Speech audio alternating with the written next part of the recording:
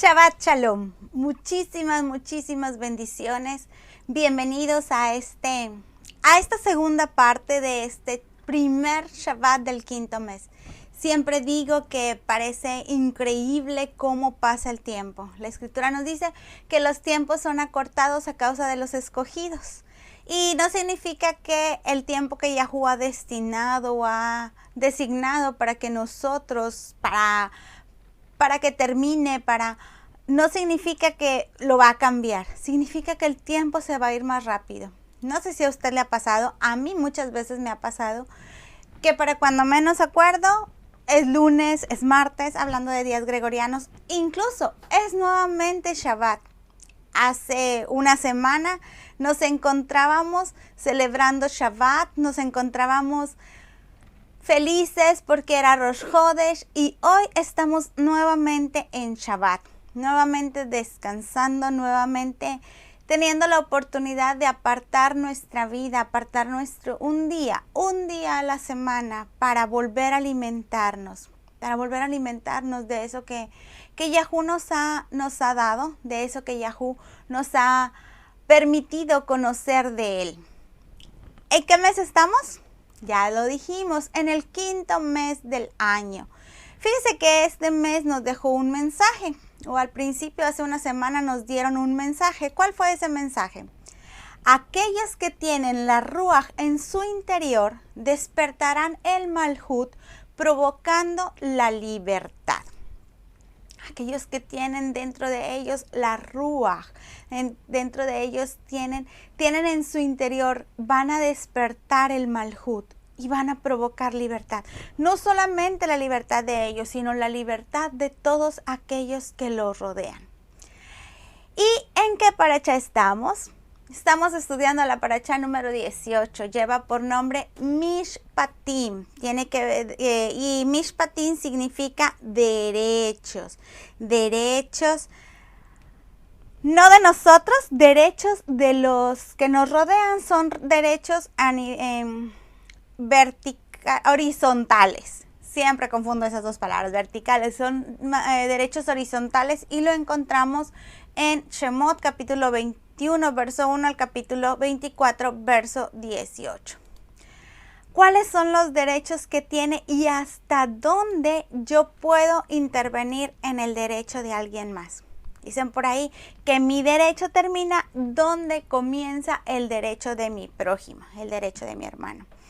A veces sentimos que tenemos derecho a hacer cualquier cosa, porque es mi derecho, sí, pero por mi derecho termina donde comienza el derecho de alguien más.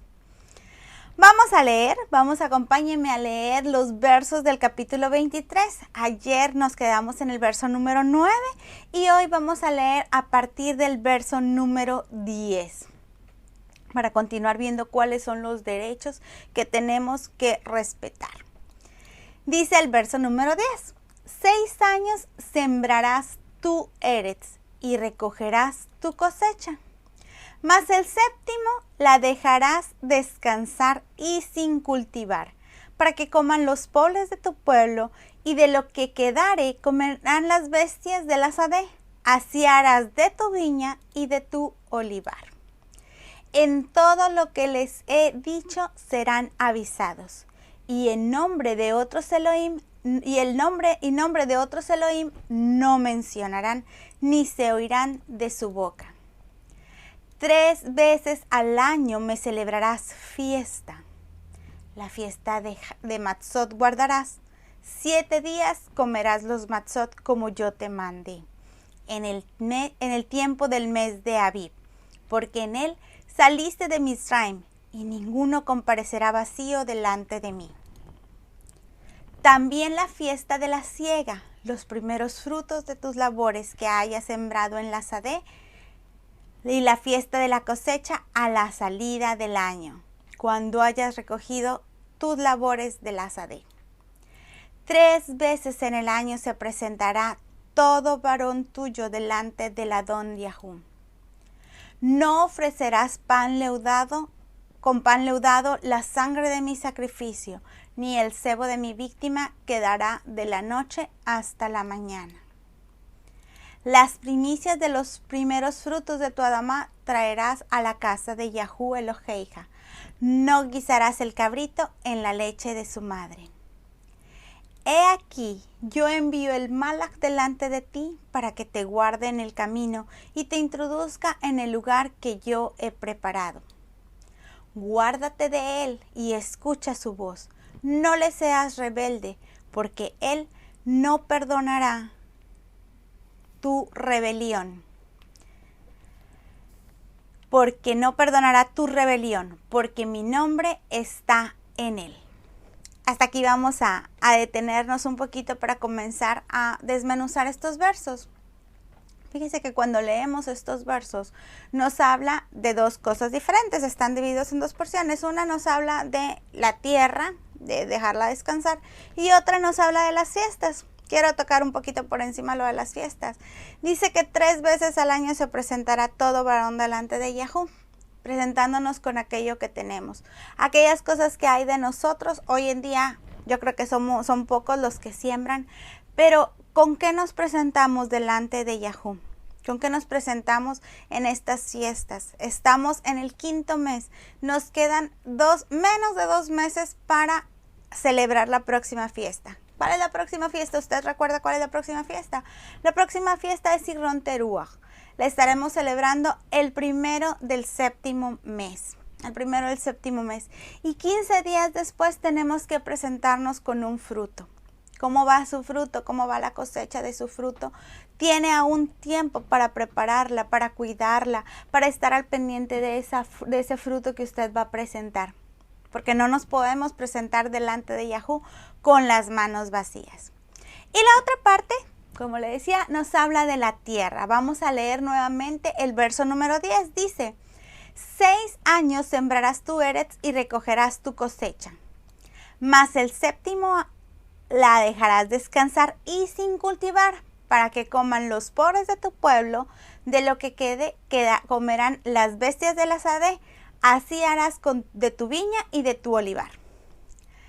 Cuando estábamos en el libro de Bereshit, yo por ahí siempre les comentaba que había personajes en cada una de las parashot. Por ahí nuestro personaje central fue Abraham, luego fue Yitzhak, después nos hablaron de Jacob, después Joseph. Joseph fue un personaje que jugó un papel muy importante en la historia. Aquí quizá podrían decirme, no hay personajes importantes, pero sí, hay personajes dentro de esta historia y vamos a hablar de ellos. Uno es el dueño del cultivo. Después aparecen por ahí los pobres del pueblo. Y aparecen las bestias de la sadé. El verso número 11 nos habla de estos 3 personajes. Vamos a leer el verso número 12. Dice, 6 días harás tu trabajo y el 7º día descansarás. Un día como hoy, ¿verdad? Hoy estamos descansando. A fin que descanse tu buey y tu asno, y tome refrigerio el hijo de tu sierva y el extranjero. Hoy estamos descansando. Hoy es ese 7º día que tiene que tomar, que tenemos que dejar descansar. ¿A quién? Al buey, otro personaje más que nos aparece por ahí. Al asno. El asno también tiene derecho a descansar. El hijo de la sierva tiene que tomar refrigerio, nos dice el verso. Y el extranjero. Estos son los personajes de la historia de la cual estamos hablando en estos versos. Y yo le quiero hacer una pregunta. Lea bien esos personajes. Esos personajes son el dueño del cultivo, los pobres del pueblo, las bestias de la sadé, el buey, el asno, el hijo de la sierva y el extranjero.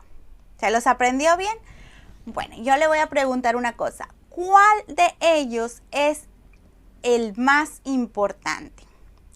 Si pudiéramos ver estos personajes, son 7 personajes, y yo le dijera, ¿quién es el protagonista de la historia? ¿Usted qué me diría? ¿Quién es el protagonista o de quién es más importante?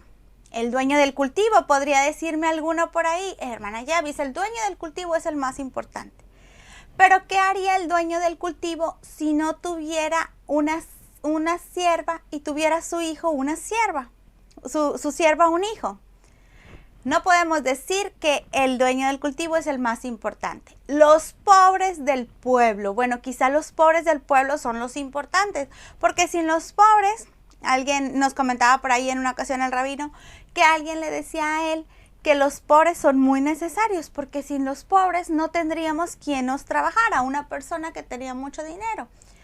Los pobres son importantes, pero si no existieran, si fueran los más importantes y no existiera el dueño del cultivo, entonces los pobres del pueblo no tendrían a quien trabajarle. Las bestias de la sadé, esas son las importantes, porque hay animalitos que se encargan de controlar las plagas. ¿Sabía que Yahú hizo todo tan perfecto que hizo una cadena alimenticia? ¿Qué significa esto? Que un animalito se come al otro y se van comiendo entre ellos, de manera que ninguno nos haga una plaga. Las bestias de la sadé son las más importantes, pero si el dueño del cultivo no existiera, entonces no habría tierra que cultivar, entonces las bestias de la sadé no comerían. Las bestias de la sadé no son las más importantes. Tampoco el buey, tampoco el asno. Ninguno de ellos es más importante que el otro. Ninguno de estos personajes podemos decir que es más importante. Muchas veces en nuestra vida cometemos el error de creer a alguien más importante que otro. Porque yo hago determinada función, entonces yo soy más importante. Porque yo soy el que hace todo, soy más importante y sin mí no van a vivir. Pero todo nunca lo podremos hacer. Le voy a contar algo que me pasó este fin de semana. Este fin de semana, y que cuando yo veía esto me recordaba eso que viví. Este fin de semana tuve la oportunidad de asistir a un concierto de una orquesta sinfónica. La Orquesta Infantil Sinfónica de México. En esta orquesta, estos niños, porque son niños entre los 11 y los 17 años, se concentraron por 2 semanas en un lugar y estos niños estuvieron practicando. Ellos ya sabían tocar, obviamente, pero estuvieron practicando unas piezas con las cuales deleitaron a unos auditorios, o sea, a una gente que fuimos a verlos. Y cuando veía esta orquesta sinfónica, esta forma en la cual estos niños estaban tocando, me puse a pensar en nuestra vida. En nuestra vida tenemos integrantes de una orquesta sinfónica. Quiero que vea, le voy a mostrar por ahí una imagen de cómo está compuesta una orquesta sinfónica. Ahí podemos ver en la parte baja y a la derecha, toda la parte derecha hacia abajo, están los instrumentos de cuerdas. Después al centro, un poquito más atrás, se encuentran los instrumentos de viento y en la última parte se encuentran los instrumentos que son percusiones. Esta orquesta sinfónica, si alguien ha tenido la oportunidad de asistir a un concierto de orquesta, llena el alma. La música es una de las cosas que nos alimenta nuestro espíritu, y al escucharla y escuchar la perfección con la cual se toca, la armonía, la melodía, me puse a pensar en nuestra vida. Nuestra vida, yo me puse en el lugar de una orquesta sinfónica. Yo soy una orquesta sinfónica y yo estoy compuesta por cuerdas. Lo primero que le mencionaba yo ahí que existen son las cuerdas. ¿Cuál es la importancia de las cuerdas en una orquesta sinfónica? En una orquesta sinfónica, las cuerdas se utilizan estos instrumentos de cuerdas, utilizan obviamente las cuerdas para sonar. Vamos a hablar un poquito, quiero que hablemos un poquito y conozcamos aquellos que no conocen. Yo no conocía de todos los instrumentos. Tengo personas muy, muy allegadas a mí que están enfocados en la música y ellos me explicaban, porque yo desconocía totalmente, yo solamente fui, me senté y escuché algo muy bonito, pero me vinieron y me explicaron, y para entender un poquito cómo funcionan y cómo funcionamos nosotros, entonces vamos a hablar un poquito de cómo están compuestos estos instrumentos. Dice que las cuerdas, el sonido será más agudo cuanto más corta sea la cuerda, más fina y más tensa esté. Yo creo que lo más común que todos conocemos son las guitarras. Las guitarras tienen una cuerda gruesa, una cuerda y se van haciendo más delgaditas. Cada uno de los instrumentos de esta orquesta, la orquesta está compuesta, el área de cuerdas está compuesta por violines, por violas, por violonchelos, por contrabajos, por arpas e incluso el piano está considerado dentro de las cuerdas. El piano tiene partes de cuerdas y tiene también parte de percusiones. Estos instrumentos de cuerdas llevan una caja de resonancia para ampliar el sonido. Los instrumentos de cuerda llevan una caja, un hueco en medio que permite que el sonido se amplíe. Pero lo que me llamó la atención de estos instrumentos de cuerdas es que estos instrumentos de cuerdas son los que suelen llevar la melodía. Son los que suelen llevar la melodía dentro de una orquesta. Cuando yo veía la orquesta, prácticamente los instrumentos de cuerda tocan todo el concierto. Y digo prácticamente porque sí tienen lapsos en los cuales se quedan callados, pero son muy, muy pocos. ¿Sabe lo que es la melodía? La melodía es una sucesión de sonidos que es percibida como una sola entidad.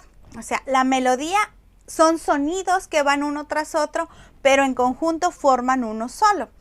Ellos son los que normalmente llevan la melodía. Cuando yo pensaba en mi vida, que es lo importante, porque no estoy dando una cátedra de música, aunque nos sirve para conocer un poco, cuando yo pensaba en mi vida, ¿cuál es eso que Yahoo puso en mí que hace que suene la melodía? Eso que yo tengo en mí todo. Tengo cuerdas, tengo viento, tengo percusiones. ¿Qué es esa melodía que me hace sonar a mí? Cuando yo pienso en la melodía que suena en mí, puedo pensar en el don que suena en mí. Cada uno de nosotros tiene un don diferente. Y ese don es el que va llevando el compás de la música, el que va llevando siempre, que siempre está sonando. Eso que me caracteriza a mí como persona, porque es lo que más suena dentro de mí. Estas cuerdas a veces bajaban totalmente su ritmo. ¿Para qué? Para que los otros instrumentos destacaran. También me puedo poner a pensar, y me puse a pensar en una orquesta sinfónica como una familia. En una familia, ¿quién sería o a quién ubicaría usted como las cuerdas? A la familia yo ubicaría las cuerdas como la mamá. ¿Por qué? Porque la mamá es la que siempre está al pendiente de todo, la que siempre vemos en todos lados, de la que dependemos todo el resto de los integrantes de la familia. Esta mamá que siempre está sonando, esta mamá que siempre está llevando el control, está llevando la melodía en la familia. A eso se dedican las cuerdas. Las cuerdas se dedican a estar siempre, siempre sonando a lo largo de toda la melodía. Estas son las cuerdas. Ahí se las puse yo encerraditas en color azul. Las cuerdas, esta sección de enfrente, esta sección que quizá todo el mundo ve. Yo compré boletos para la sección de mero abajo a donde fui a ver a esta persona que tocó ahí. Y yo la veía perfecto a ella. Y nos acompañaba otra de las personas que sabe de música, que está enfocada en la música, y me decía, es que compraron unos malos asientos. Los mejores lugares para ver una orquesta es allá arriba. Dice, la gente se viene con la idea de que abajo es el mejor lugar. No, el mejor lugar, y me mencionaba una sección un poco más arriba. O sea, ese es el mejor lugar porque puedes ver todo el panorama, porque no te pierdes. Yo no vi a la siguiente sección de la cual vamos a hablar. La siguiente sección de la cual vamos a hablar es la segunda, los vientos. Yo no vi esa sección. Yo no tuve la oportunidad de ver a los vientos. Los vientos, por ahí le puse, está viendo usted dos imágenes. Uno es un clarinete y uno es un corno francés. Fíjese que los vientos, vamos a hablar un poquito de qué son los instrumentos de viento. Estos instrumentos, las cuerdas, se utilizaban cuerdas y a estos se les sopla para hacerlos funcionar. Los vientos hay que soplarle. Hay dos tipos de instrumento de viento. Los de madera. Estos instrumentos de madera, cuanto más largo y ancho es el tubo, más grave es el sonido. En estos instrumentos de madera no significa que sean de madera, leía yo por ahí. Muchos son de plástico, pero se les denomina de madera. Estos instrumentos tienen un carácter más íntimo y lírico, pues no tienen gran sonoridad. Esa es la característica principal de los instrumentos de viento, de aliento de madera. ¿Qué significa la lírica? La lírica es un género que se expresa, un género que las obras de este tipo de música se caracterizan por expresar mucha emoción y por sentimientos muy profundos. Cuando dentro de la orquesta suenan más los alientos de madera, el sonido que se emite es un sonido que penetra el alma. Es un sonido muy, muy intenso, así es nuestra vida. Cuando en nuestra vida nosotros está predominando los vientos, entonces nuestra vida, a pesar de que siguen funcionando las cuerdas, a pesar de que esas cuerdas siguen funcionando, están dominando los vientos, los instrumentos de viento. Los instrumentos de viento están funcionando o están destacando. No significa que uno sea más importante que el otro, simplemente su función es diferente. Cuando me ponía a pensar en la familia yo veo a los hijos como estos instrumentos de viento. Estos instrumentos de viento que no siempre están predominando, pero de gran importancia en la vida de la familia o en la estructura familiar. Por otro lado, vemos a los instrumentos de metal. Dentro de estos vientos vemos a los instrumentos de metal. Son tubos enrollados. Esa es la característica de los instrumentos de metal. Tienen más fuerza que los de madera. Estos interpretan los fragmentos más fuertes, épicos y solemnes. Cuando suenan estos instrumentos de metal, son partes en donde el instrumento de madera no puede expresar la misma intensidad que expresa el instrumento de metal. Una trompeta se oye. ¿Qué pasa cuando nosotros escuchamos por ahí en Rosh Hodesh, en las fiestas, las trompetas de plata? Las trompetas de plata nos dan un sonido muy intenso. ¿Qué en su vida es lo que domina y siempre está sonando? ¿Qué lleva la melodía de su vida? Por ahí podemos ver personas que son sumamente serviciales. Estas personas, este servicio vendría a ser su sus instrumentos de cuerdas. ¿Por qué? Porque son los que siempre están sonando. Ese servicio nunca se acaba. Pero después de ahí siguen actitudes, siguen dones que no siempre suenan como lo son o que suenan un poco más en silencio. Lo que todo el mundo ve, aún y estando adelante, es la sección de cuerdas. En nuestra vida, lo que todo el mundo ve sin la necesidad de ahondar más adentro son nuestras cuerdas. No puedo decir que porque yo tengo un don de servicio muy grande, no tenga ningún otro tipo de don.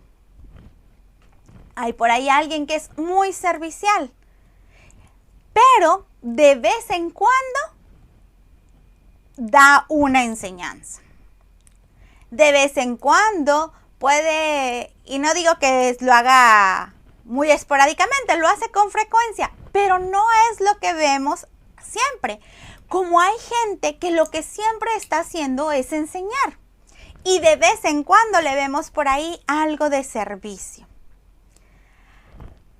Hay quienes tienen un don de ayudar al prójimo. Y de vez en cuando esa ayuda al prójimo o aprovechan el estar ayudando al prójimo para enseñar. ¿Qué suena más en su vida? ¿Y qué es lo segundo que suena en su vida? ¿Qué es lo segundo que usted puede aplicar? En la familia, yo veo a los hijos. Estos hijos que tienen un carácter diferente, que la mamá siempre está llevando y siempre está presente y los hijos tenemos carácter diferente. Cada uno de los hijos, hay unos que son muy líricos, muy amorosos, muy cariñosos. Hay otros que son muy épicos, que tienen un carácter muy de guerra, muy aguerridos. Cada uno de los hijos es diferente. Por otro lado tenemos a las percusiones. Las percusiones están al fondo de la orquesta musical. Estas percusiones, que cuando yo empezaba a aprender sobre la música, no les encontraba mucho sentido. Dentro de las percusiones pues están las claves, están los panderos, y los primeros conciertos a los cuales yo asistía, veía que solamente de repente suenan. Sin embargo, ellos, como le decía, se encuentran al fondo de la orquesta. Ellos marcan el ritmo. Y la persona que me ayudaba cuando le estaba preguntando sobre ellos, me decía que eran súper importantes las percusiones. Porque no es solamente el estar sonando un trombón, una tuba, no, la tuba es la otra. Bueno, el tambor ese que está ahí no es solamente estarlo sonando, sino que ellos están marcándole el ritmo al resto de la orquesta. Cuando fui a este concierto me llamó muchísimo la atención, porque dentro de este concierto hubo un momento en el cual aparece una persona tocando las claves. ¿Sabe usted qué son las claves? Son dos palitos así de madera.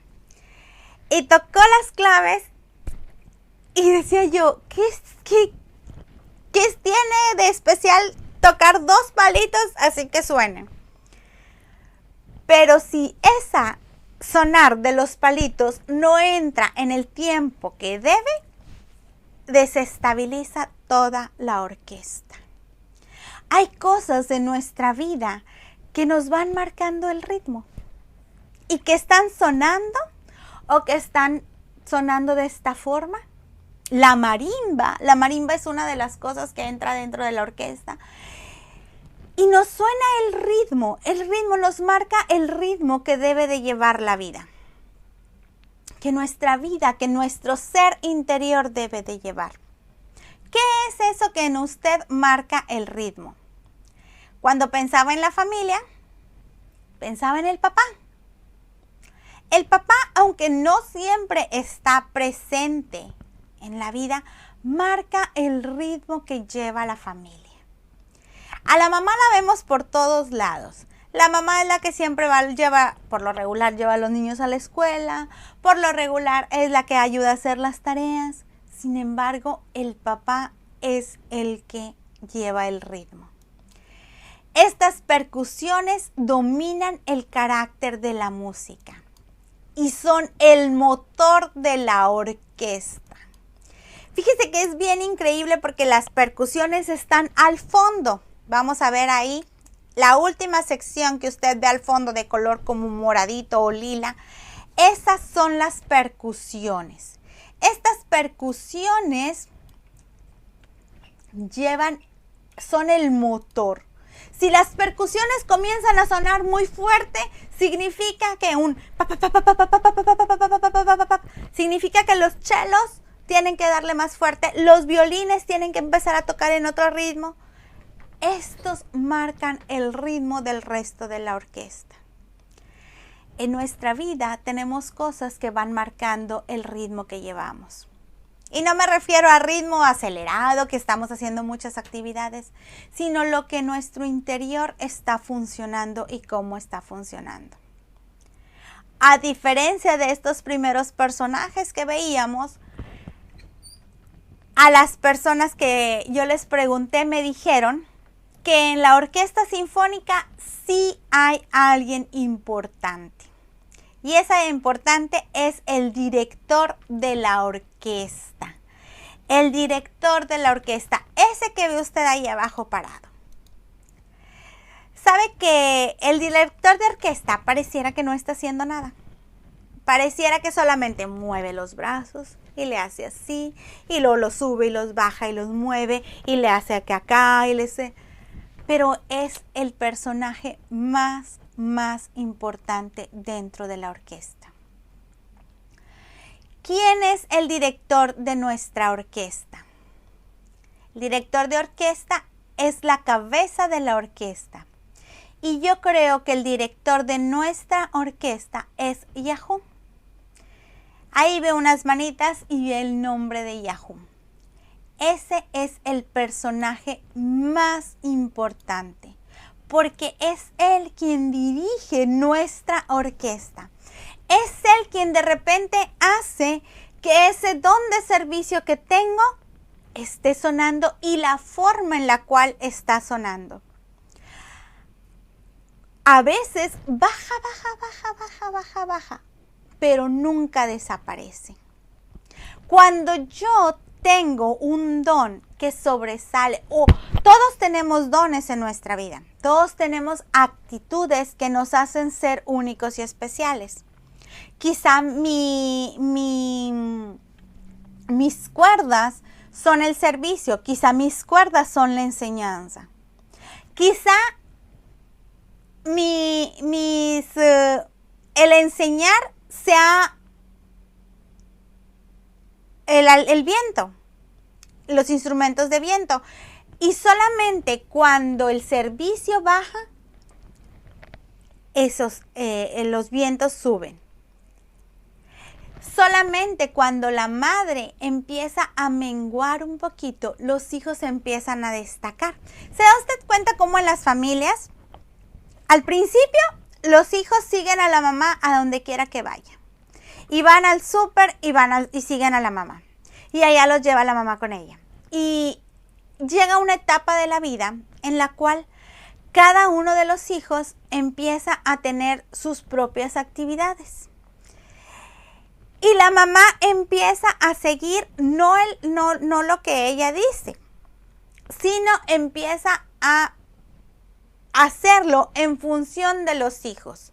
Porque los hijos son los que están en ese momento tocando la pieza, tocando más fuerte la pieza.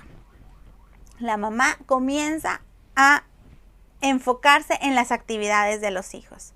Resulta que por ahí un hijo dice: en la escuela me encargaron tal tarea, y la mamá, en lugar de ir al súper, se va y busca las cosas que el niño tiene que entregar en la escuela. Es el hijo el que comienza a sobresalir. Ese don de servicio que yo tengo comienza a ser apoyo para el siguiente nivel que tengo, que por decir pudiera ser la enseñanza. Cuando yo comienzo con enseñanza como mis cuerdas, que son las que siempre están marcando el ritmo de la melodía de mi vida, y el servicio, porque en algún momento servimos todos, en algún momento tenemos ese sentimiento de ayudar a los demás, pero no es lo que sobresale. Mi enseñanza, porque yo lo que guía mi vida o lo que maneja la armonía, la melodía de mi vida es la enseñanza, se ajusta a el servicio.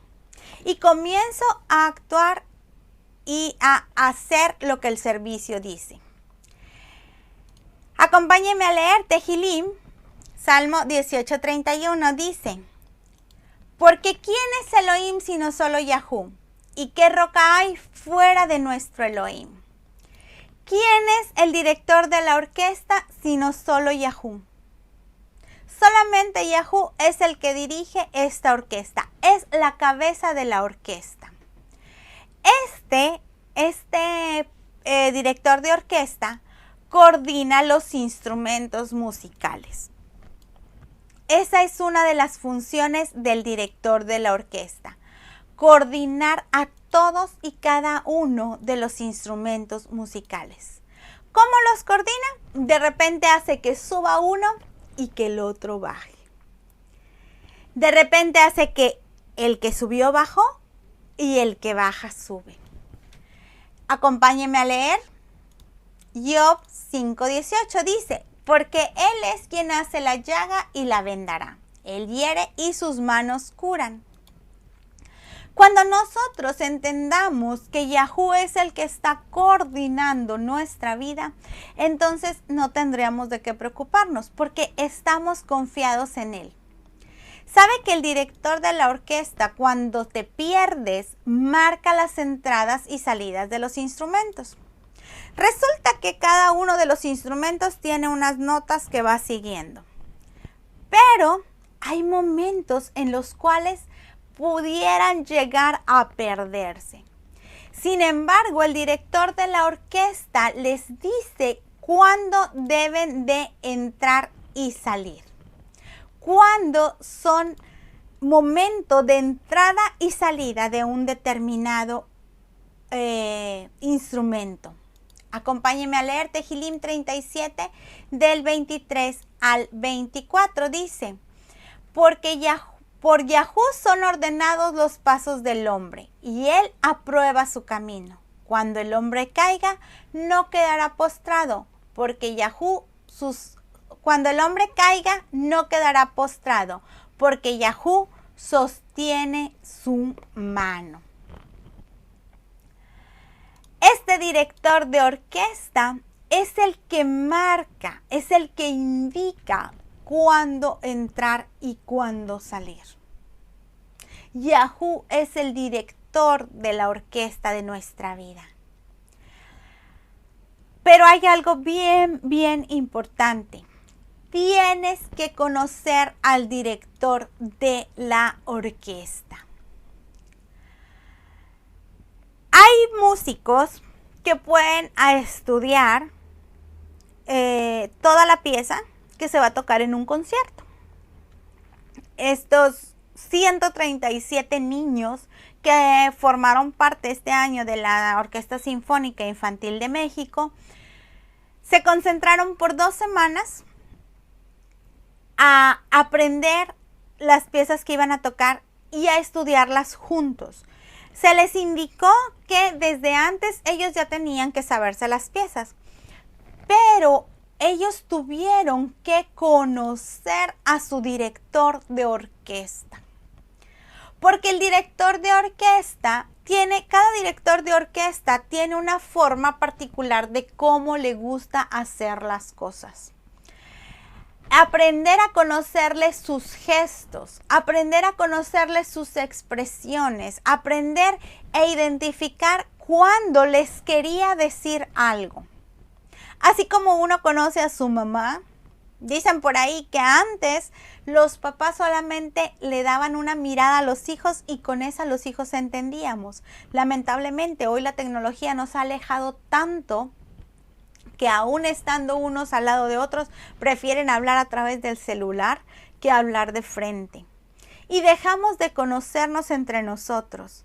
¿Cuánto más hemos dejado de conocer a nuestro director de orquesta? Y porque hemos dejado de conocer a nuestro director de orquesta, hemos empezado a guardar mandamientos que no debemos, hemos comenzado a hacer entradas y salidas cuando no debemos de hacerlas, a malinterpretar cosas que él no quiere decirnos. Acompáñenme a leer Devarim 7:9, dice, conoce pues que Yahuwah Eloheica es Elohim, él fiel, que guarda el pacto y la bondad de los que le aman y guardan sus mandamientos hasta 1000 generaciones. Conoce que Yahú guarda el pacto. Si nosotros supiéramos y hubiéramos realmente conocido que Yahú guarda el pacto, ¿cuántos pactos hizo? Necesitaríamos de un pacto externo para saber que Yahú iba a guardar su pacto. Necesitaríamos de la sangre de animales para saber que ese era el pacto que Yahú había hecho. O entenderíamos porque conocemos a nuestro director de orquesta y sabríamos que hizo un solo pacto con nuestro padre Abraham y que le dijo que iba a hacer ese pacto hasta 1000 generaciones. ¿Verdad que nosotros no necesitaríamos haber aprendido ningún otro pacto? No necesitaríamos saber o conocer o entender que necesitamos de la sangre de un animal para expiar nuestros pecados allá en Yom Kippur. Y que en Yom Kippur Él va a perdonar nuestros pecados. Y que tenemos que guardar una serie de mandamientos agregados en muchas ocasiones por hombres. Como no podemos cocinar en Shabbat, porque no podemos tener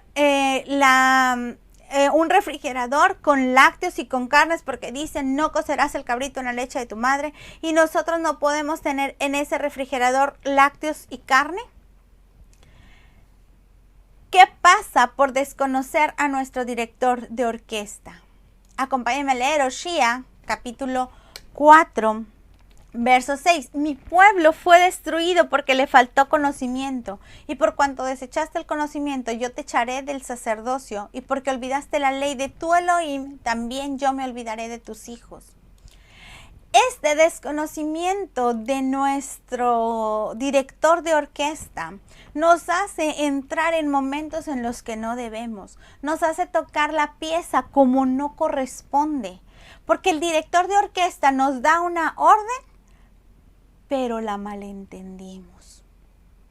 Hemos convertido a ese director de orquesta en alguien que está intentando movernos, pero nosotros hacemos lo que nosotros queremos. Por ahí nos enseñaban el día de ayer que Yahú le había dado una palabra a Moshe y empezamos a actuar con esa palabra literalmente. Pero luego hubo una interpretación que se le dio a esa palabra, o una revelación que alguien vino y nos enseñó. Y no solamente Yeshua nos la enseñó, mucha gente nos ha enseñado la revelación de esa palabra. Pero hoy hemos estado llegando al entendimiento.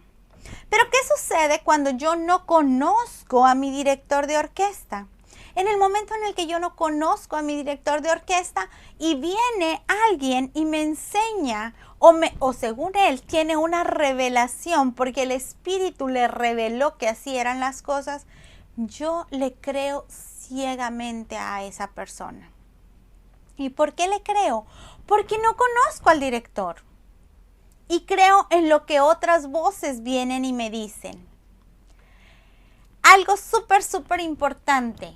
La orquesta confía en su director. La orquesta se abandona totalmente por la confianza que le tiene a su director. Y no cree que ellos pueden hacer las cosas por ellos mismos, sino que confían en lo que ese director está haciendo. Acompáñenme a Yeshayahu capítulo 41, verso 13 al 14, dice, porque yo Yahu soy tu Elohim, quien te sostiene de tu mano derecha y te dice, no temas, yo te ayudo. No temas, gusano de Jacob, o ustedes los pocos de Israel. Yo soy tu socorro, dice Yahu. El Kadosh de Israel es tu redentor. Si yo confío totalmente en Yahu, en esta orquesta, voy a saber que cuando a mí se me olvide una pieza, Él me va a decir cuándo tengo que entrar. Porque mi confianza está en Él. Y si algo me está pasando en mi vida, yo sé que el director de orquesta así lo está mandando. Sé que si a veces baja la melodía que marcan las cuerdas, empezarán a sonar los vientos. Y ese motor que son las percusiones me van a indicar, el director les va a decir el punto exacto en el cual van a comenzar a funcionar. Cuando veía el principio del concierto, apareció una persona por ahí. Empiezan a salir todos los instrumentos y comienzan a sentarse en sus respectivas sillas. Y de repente aparece una persona. No era el director de la orquesta. Y viene con su violín. A esta persona se le llama concertino y es el principal de los violines. Y comienza y se pone en el lugar del director de la orquesta. Y todos los instrumentos lo saludan. Este concertino, su función es ayudar a la afinación. Ayuda a que los instrumentos les empieza a tocar él un poco y todos empiezan a hacer una revisión de su instrumento, a ver cómo se encuentra su instrumento en ese momento. En un momento, él toma el lugar del director de la orquesta. Este concertino llega en un momento y toma este lugar de director de la orquesta. Sin embargo, en otro momento, termina de hacer su función y se convierte en uno más de la orquesta. ¿Qué sucede con nosotros, con ese concertino? ¿Qué hacemos nosotros con ese concertino? En Shemot 23 dice, no tendrás Elohim ajenos delante de mí. Nosotros no bajamos al concertino de ese lugar y lo dejamos en el lugar de nuestro director de orquesta. ¿A qué persona ha visto usted en lugar de su director de orquesta?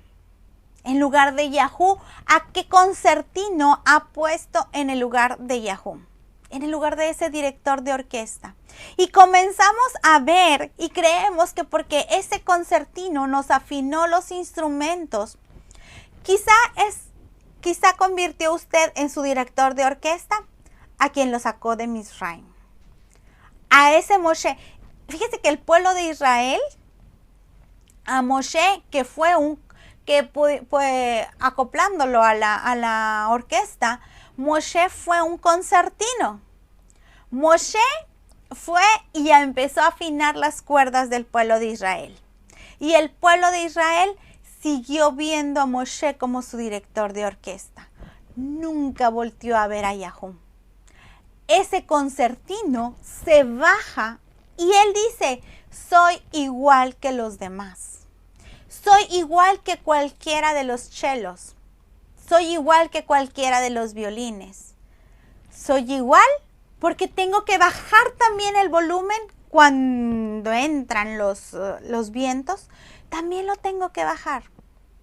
No soy más importante. El importante es el director de la orquesta. ¿Qué hicimos con Yeshua? A Yeshua lo dejamos en el lugar de concertino. Cuando él mismo dijo, cosas mayores a las que yo he hecho, harán ustedes. Ese principal de violín, no recuerdo que haya tocado un solo, como lo hizo un clarinete en el concierto que yo vi. El concierto que yo vi hubo un momento en el cual un clarinete hizo un solo y el concertino no lo hizo. Cosas mayores a las que él hizo, que fue ayudar a afinar, los demás las iban a hacer. Pero lo dejamos en el lugar de Yahú. No podemos dejar a ningún concertino en el lugar de Yahú. Tenemos un director de orquesta en el cual debemos confiar, al cual debemos de conocer. Este director de orquesta nos dirige en las piezas. Las piezas tienen movimientos musicales. Estas piezas que se tocan, dentro de una pieza existen movimientos musicales. Existen varios movimientos musicales en una sola pieza. Algunos son alegres, es melancolía lo que expresan, algunos son tristes, dramáticos, algunos expresan gozo. En esta pieza, en este concierto al cual yo fui, tocaron, por ejemplo, el mambo número 9, el danzón número 9. Se dice que, bueno, así sucedió. Si no mal recuerdo, el nombre es Arturo Márquez.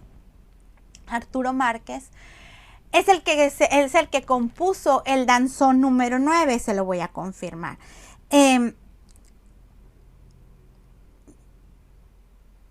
Esta persona, Arturo Márquez, exactamente. Arturo Márquez compuso el danzón número 9. La orquesta de Nueva York le pidió componer un nuevo danzón. Él ya no iba a componer. Y este nuevo danzón, él, al ver la situación que está pasando en nuestro mundo, dice que se llenó de mucha ira, pero luego pasó de la ira a la alegría al ver que todavía había esperanza, que todavía se podía hacer algo, que todavía había nuevas generaciones, y luego pasó a melancolía. Y así es nuestra vida. Nuestra vida es un movimiento, nuestra vida es una pieza musical en la cual tenemos varias etapas. Y lo podemos ver en Cogelet 3, del 1 al 8, dice, todo tiene su tiempo y todo lo que se quiere debajo del cielo tiene su hora.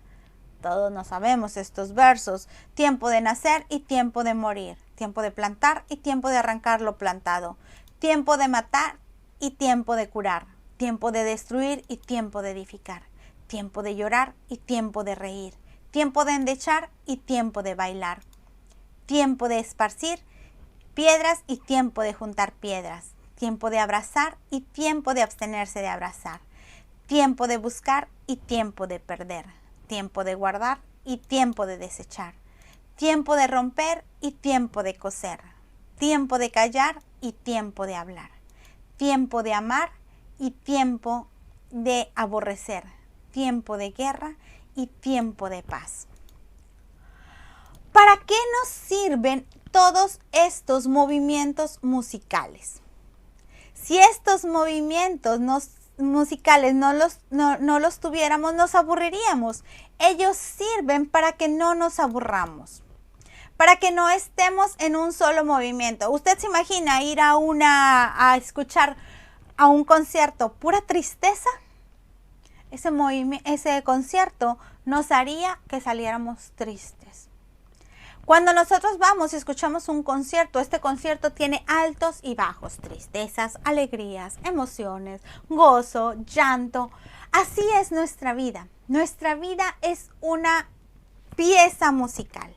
Es un concierto musical en donde pasamos a veces de la alegría a la tristeza, del gozo al llanto. Todos son unos movimientos musicales que Yahú, que el director de la orquesta, nos va marcando. ¿Qué es importante de estos movimientos musicales? todos tienen un inicio y un final, pero forman parte de un todo. Todos estos movimientos empiezan y concluyen. Todas estas etapas en nuestra vida inician y concluyen. Hay etapas donde estamos muy alegres y concluyen y viene una etapa de tristeza. Esa etapa puede durar unos minutos, unas horas. Nuestro mismo día a veces tiene altos y bajos. A veces amanecemos deprimidos, pero vemos a alguien, hablamos con alguien y viene y nos alegra la existencia. A veces amanecemos alegres y vemos a alguien o hablamos con alguien y viene y nos amarga la existencia.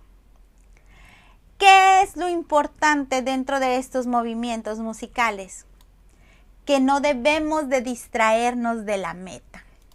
Una persona que está tocando dentro de la orquesta no puede distraerse de su meta. Siempre debe de ver al director de la orquesta y tener bien fijo lo que está tocando. Tiene que estar claro en lo que está haciendo y siempre ver a la meta. ¿Cuál es la meta de una orquesta? Tocar su pieza a la perfección. Acompáñenme a leer. Devarim 31, verso del 7 al 8 dice: Y llamó Moshe a Yahoshua y le dijo a vista de todo Israel: esfuérzate y anímate, porque tú entrarás con este pueblo a la Eretz que Yahú juró a sus padres que les había de dar, y tú se las harás heredar. Y Yahú es el que va delante de ti, él será contigo, no te dejará ni te desamparará, no temas ni te intimides. El pequeño problema con nosotros es que confundimos las metas con ilusiones. Una ilusión es algo sumamente pasajero. Sin embargo, cuando nosotros tenemos nuestra meta, la meta del pueblo de Israel era entrar en la tierra prometida. ¿Cuál es nuestra meta hoy en día? La meta de una orquesta es tocar el concierto a la perfección. Debemos hacerle caso al director de orquesta. Para hacerle caso a este director de orquesta, tenemos que conocerlo. Tenemos que entender que nuestra vida tiene altos, bajos, alegrías, tristezas, pero todo es parte del concierto de la vida. Shabbat Shalom, muchísimas bendiciones, que Yahú nos bendiga, que Yahú nos guarde, que Yahú haga resplandecer su rostro sobre nosotros, que Él se incline favorablemente hacia nosotros, pero sobre todas las cosas que Él nos conceda mucho Shalom. Shabbat Shalom, muy buenos días.